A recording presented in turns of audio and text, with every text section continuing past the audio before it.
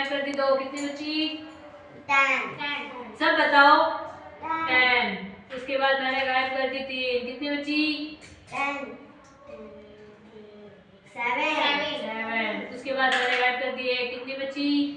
6 उसके बाद मैंने गायब कर दी 2, कितनी बची?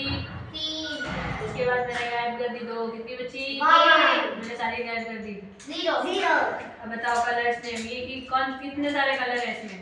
12 कलर। ये कौन सा कलर है? वाइट ये कौन सा कलर है? Dark green. ये कौन सा कलर है? ब्लू ये कौन सा कलर है? पिंक ये कौन सा कलर है?